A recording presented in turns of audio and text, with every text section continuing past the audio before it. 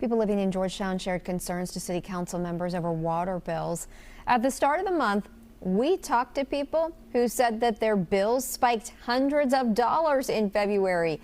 The company told us they couldn't comment on individual accounts due to privacy protections, but have recently implemented tracking of utility-wide metrics to better understand usage trends.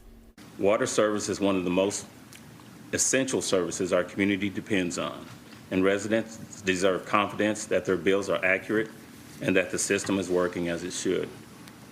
For that reason, I believe it is time to bring in an independent consultant to review GMWSS's operations. They say the city needs to do something to bring back confidence and trust. A representative from the water company says they are open to bringing in a third-party consultant. We want to do whatever we can to enhance the transparency of the water company, and if that's something that we've identified as a need, we're welcome. They're welcome.